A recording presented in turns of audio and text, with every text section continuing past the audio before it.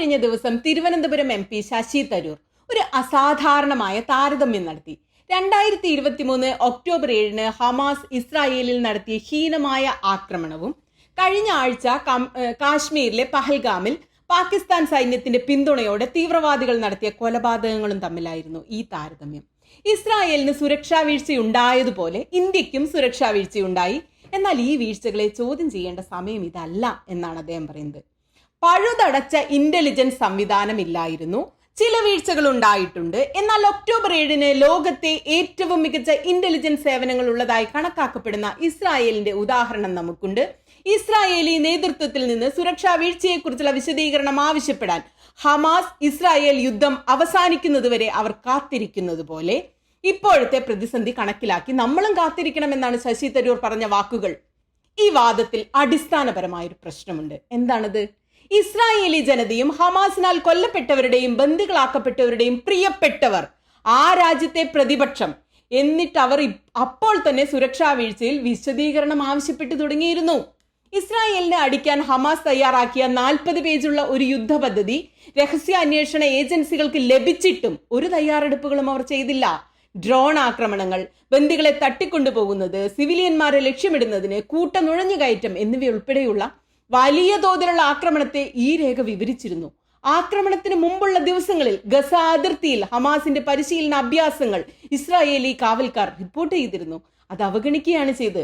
ആക്രമണത്തിന്റെ തലേ ദിവസം രാത്രി ഹമാസ് സെൽഫോൺ നെറ്റ്വർക്കുകൾ സജീവമായി, ഇതും അവഗണിച്ചു.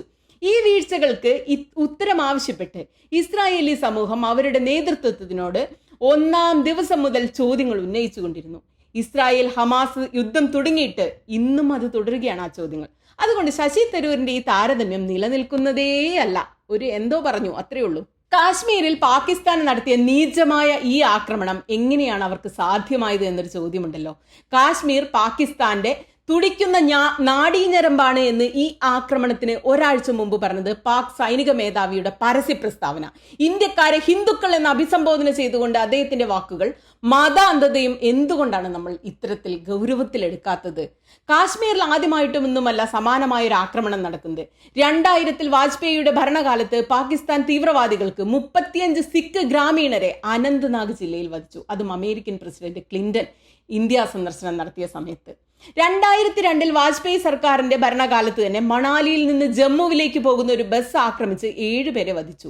പിന്നീട് ആർമി ക്വാർട്ടേഴ്സിൽ പ്രവേശിച്ച് സൈനികരെ ഉൾപ്പെടെ കൊലപ്പെടുത്തി. മെയ് 14 ആ നീചമായ ആക്രമണം. അപ്പോൾ American assistant state secretary Christina Rocca ഇന്ത്യയിലുണ്ടായിരുന്നു. പഹൽഗാമിൽ ഇന്ത്യൻ ടൂറിസ്റ്റുകളെ തീവ്രവാദികൾ ആക്രമിച്ചപ്പോൾ American vice president JD Vance ഇന്ത്യയിലുണ്ടായിരുന്നു. ഈ ആക്രമണങ്ങൾക്ക് ഒരു പാറ്റേൺ ഉള്ളപ്പോൾ നാം എന്തുകൊണ്ടാണ് കരുതിയിരിക്കാതിരുന്നത്? പ്രദേശത്തെ തീവ്രവാദികളുടെ നീക്കത്തെക്കുറിച്ച് അറിയാൻ മുമ്പ് കഴിയുന്ന ഒരു രഹസ്യാന്വേഷണ വിവരവും നമുക്ക് ലഭ്യമായിരുന്നില്ലേ? പഹൽഗാമിന് 1 മാസം മുമ്പ് പാർലമെന്റിൽ ആഭ്യന്തരമന്ത്രി അമിത്ഷാ പറഞ്ഞത് മോദി സർക്കാരിന് തീവ്രവാദത്തോട് 0 ടോളറൻസ് പോളിസിയാണെന്നാണ്. ഏപ്രിൽ 8 കാശ്മീരിൽ അമിത്ഷാ പങ്കെടുത്ത പ്രത്യേക സുരക്ഷാ മീറ്റിംഗ് ഉണ്ടായിരുന്നു. അതിർത്തിയിൽ നിന്ന് നുഴഞ്ഞുകയറ്റക്കാരുണ്ട് എന്ന ആശങ്കകളുടെ പശ്ചാത്തലത്തിലായിരുന്നു ആ മീറ്റിംഗ്. ആ ആർട്ടിക്കിൾ 370 റദ്ദാക്കിയതിനു ശേഷം കാശ്മീരിൽ തീവ്രവാദി ആക്രമണങ്ങൾ ഇല്ല എന്ന സർക്കാരിന്റെ വാദമുഖങ്ങളെ ചോദ്യം ചെയ്യുന്ന സംഭവങ്ങളാണ് ഇപ്പോൾ നടക്കുന്നത്. പാകിസ്ഥാന് ശക്തമായ തിരിച്ചടി നൽകുന്നതിനൊപ്പം ഇന്ത്യ ഇത്തരം ആക്രമണങ്ങളെ നേരിടാൻ തയ്യാറായിരുന്നു എന്ന് നാം ഒന്ന് അറിയണ്ടേ? അത് ചോദിക്കുന്നതിൽ തെറ്റുണ്ടോ? സർവകക്ഷി യോഗത്തിൽ സുരക്ഷാ വീഴ്ചയുണ്ടായി എന്ന് സർക്കാർ അംഗീകരിക്കുമ്പോഴും പ്രാദേശിക ഭരണകൂടത്തിന്റെ അനുമതിയില്ലാതെ ടൂറിസ്റ്റുകൾ അവിടേക്ക് പ്രവേശിച്ചു എന്നതായിരുന്നു വിമർശനങ്ങളെ നേരിടാൻ വേണ്ടി സർക്കാർ ഉയർത്തിയ ഒരു വാദം. എന്നാൽ അവിടം സന്ദർശിച്ചിരുന്ന വിനോദസഞ്ചാരികളുടെ വെളിപ്പെടുത്തലുകൾ സൂചിപ്പിക്കുന്നത് സർക്കാരിന്റെ വാദത്തിൽ യാതൊരു കഴമ്പുമില്ല എന്നാണ്. കഴിഞ്ഞ മാർച്ചിലും വിനോദസഞ്ചാരികൾ പഹൽഗാമിൽ എത്തിയപ്പോൾ അവിടെ സുരക്ഷാ ഉദ്യോഗസ്ഥർ ഉണ്ടായിരുന്നില്ലെന്നാണ് റിപ്പോർട്ടുകൾ. 2024 നവംബറിൽ കൊൽക്കത്തയിൽ നിന്ന് പ്രസിദ്ധീകരിക്കുന്ന ടെലഗ്രാം പത്രത്തിന്റെ ഒരു ജേർണലിസ്റ്റ് പഹൽഗാമിൽ എത്തിയപ്പോഴും സുരക്ഷാ സേനയെ കണ്ടിരുന്നില്ലെന്ന് പറയുന്നു. ഈ അടുത്ത കാലത്ത് രാജ്യത്തെ നടുക്കിയ സംഭവം നടന്ന പഹൽഗാം മേഖലയിൽ കഴിഞ്ഞ കുറേ മാസങ്ങളായി വിനോദസഞ്ചാരികളുടെ ഒഴുക്കായിരുന്നു. എന്നാൽ പോലീസിന്റെ അനുമതിയില്ലാതെയാണ് ബൈസാരൻ വാലി തുറന്നതെന്ന സർക്കാരിന്റെ വാദത്തിനേറ്റ ഒരു പ്രഹരം തന്നെയാണ് വിനോദസഞ്ചാരികളുടെ ബൈസാരനിലേക്കുള്ള ഈ വലിയ ഒഴുക്ക് കാണിക്കുന്നത്. പോലീസിന്റെ അനുമതിയില്ലാതെയാണ് ബൈസാരൻ പുൽമേട് വിനോദസഞ്ചാരികൾക്കായി തുറന്നുകൊടുത്തതെന്നും 2 ദിവസത്തിനുള്ളിൽ 1000-ലധികം ആളുകൾ പ്രദേശം സന്ദർശിച്ചുവെന്നും കേന്ദ്ര ആഭ്യന്തരമന്ത്രി അമിത്ഷാ അറിയിച്ചുവെന്നാണ് ആക്രമണത്തെക്കുറിച്ച് ചർച്ച ചെയ്യാൻ വ്യാഴാഴ്ച ചേർന്ന സർവകക്ഷി യോഗത്തിൽ സർക്കാർ ഉന്നയിച്ച അവകാശവാദത്തെ ദ ഹിന്ദു റിപ്പോർട്ട് ചെയ്യുന്നത്. ഇന്റലിജൻസ് ബ്യൂറോയുടെ പ്രത്യേക ഡയറക്ടർ സംഭവത്തെക്കുറിച്ച് യോഗത്തിൽ വിവരിച്ചു. അതിൽ അദ്ദേഹം പറഞ്ഞത്, സുരക്ഷാ ഉദ്യോഗസ്ഥരെ അറിയിക്കാതെയാണ് ബൈസാരൻ വാലി ഏപ്രിൽ 20-ന് വിനോദസഞ്ചാരികൾക്കായി തുറന്നുകൊടുത്തത് എന്നാണ്. സാധാരണ അമർനാഥ് തീർത്ഥാടനത്തിനും മറ്റുമായി ജൂണിൽ മാത്രമാണ് ബൈസാരൻ വിനോദസഞ്ചാരികൾക്കായി തുറന്നു കൊടുക്കുന്ന പതിവ് മുമ്പുണ്ടായിരുന്നത്. അതേസമയം ഭീകരാക്രമണം നടന്ന സ്ഥലം 45 മിനിറ്റോളം കയറ്റം കയറി പോകേണ്ട ദൂരമാണെന്നും രക്ഷാപ്രവർത്തനത്തിനായി സുരക്ഷാ സേന ട്രക്കിംഗ് ചെയ്താണ് അവിടെ എത്തിയതെന്നും സർക്കാർ ഉദ്യോഗസ്ഥർ യോഗത്തിൽ എടുത്തു പറഞ്ഞു. എന്നിരുന്നാലും ബൈസാരൻ വാലിയെക്കുറിച്ച് വിനോദസഞ്ചാരികൾ ഗൂഗിൾ റിവ്യൂവിൽ എഴുതിയിട്ട അവലോകനങ്ങളിൽ നിന്ന് മനസ്സിലാകുന്നത് പലരും മാർച്ചിൽ തന്നെ പ്രദേശം സന്ദർശിച്ചിരുന്നുവെന്നാണ്. എല്ലാ അവലോകരും തങ്ങളുടെ ഫോട്ടോകൾ പോസ്റ്റ് ചെയ്തും സ്ഥലത്തിന്റെ ഭംഗിയെക്കുറിച്ച് വർണ്ണിച്ചുമാണ് ആളുകൾ ഇതൊക്കെ എഴുതി വെച്ചിരിക്കുന്നത്. മറ്റു ചിലർ തങ്ങളുടെ ജീവിതത്തിലെ ഏറ്റവും മോശം അനുഭവം എന്ന് പറഞ്ഞപ്പോൾ വേറെ ചിലർ പ്രദേശത്തിന്റെ പ്രകൃതി സൗന്ദര്യത്തെക്കുറിച്ചാണ് റിവ്യൂ ചെയ്തിരിക്കുന്നത്. 2 ആഴ്ച മുമ്പ് സ്ഥലം സന്ദർശിച്ച വിനോദസഞ്ചാരികളിൽ ഒരാൾ അവിടുത്തെ അസൗകര്യങ്ങളെക്കുറിച്ച് പരാതിപ്പെട്ടുകൊണ്ടാണ് എഴുതിയിരിക്കുന്നത്. കുതിര സവാരിയുടെ വില സംബന്ധിച്ച് സർക്കാർ കൃത്യമായ പ്രദർശനം നടത്തുന്നില്ല. ഇവിടെ സവാരി വളരെ അപകടകരമാണ്. കൃത്യമായ സുരക്ഷാ മാർഗനിർദ്ദേശങ്ങൾ ഉണ്ടായിരിക്കണം. അത്യാഹിതങ്ങൾ ഒഴിവാക്കാൻ സർക്കാർ ഉദ്യോഗസ്ഥരുടെ ഇടപെടൽ ഏറ്റവും അത്യാവശ്യമാണ്. അടുത്തൊരാൾ എഴുതിയിരിക്കുന്നത്, നിങ്ങൾ കാശ്മീർ സന്ദർശിക്കുമ്പോൾ ഈ സ്ഥലങ്ങൾ ഒഴിവാക്കുക. അടുത്ത സവാരിയിലേക്ക് പോകുന്നതിന് വേണ്ടി പോണി ഗൈഡുകൾ എപ്പോഴും കുറുക്കുവഴികൾ തിരയും.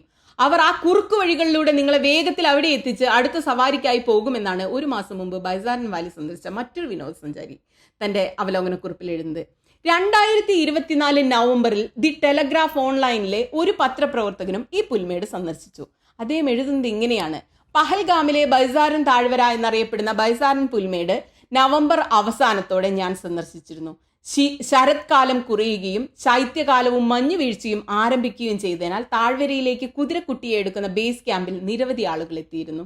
ബേസ് ക്യാമ്പ് പാർക്കിംഗ് ഏരിയയിൽ സൈനിക സാന്നിധ്യം ഉണ്ടായിരുന്നു. എന്നാൽ കാശ്മീർ എത്രമാത്രം സെൻസിറ്റീവ് ആണെന്ന് കണക്കിലെടുക്കുമ്പോൾ ബൈസാരൻ താഴ്വരയിൽ ഒരു സൈനികരെയോ ആരെയും കാണാത്തതിൽ ഞാൻ അത്ഭുതപ്പെട്ടു എന്നാണ് അദ്ദേഹം ഓർമ്മിക്കുന്നത്. മഞ്ഞുവീഴ്ച കാരണം ഉയർന്ന പർവ്വത നിരകളിലെ പല സ്ഥലങ്ങളിലും ശൈത്യകാലത്തേക്ക് അടച്ചിട്ടിരുന്നു. അതിനാൽ ശൈത്യകാലത്തിന് ശേഷം ഇത് വീണ്ടും തുറന്നിരിക്കാനാണ് സാധ്യത. എന്നാൽ TCSൽ ജോലി ചെയ്യുന്ന കൊൽക്കത്ത ആസ്ഥാനമായുള്ള ഒരു IT പ്രൊഫഷണലും 2025 മാർച്ചിൽ ഈ സ്ഥലം സന്ദർശിച്ചതായാണ് പറയുന്നത്. അതായത് മഞ്ഞുകാലത്തും അവിടെ വിനോദസഞ്ചാരികൾ വന്നു പോകുന്നുണ്ടെന്നാണ് ഇതിൽ നിന്നും മനസ്സിലാവുന്നത്. സൈനികരുടെ സാന്നിധ്യത്തിൽ സംഭവം നടന്നതിൽ എനിക്ക് അത്ഭുതം തോന്നി. പേര് വെളിപ്പെടുത്താൻ ആഗ്രഹിക്കാത്തവർ ടെലഗ്രാഫ് ഓൺലൈനോട് പറയുന്നത് അങ്ങനെയാണ്. മാർച്ച് തുടക്കത്തിൽ ഞാനും എൻ്റെ ഭർത്താവും സ്ഥലം സന്ദർശിച്ചു.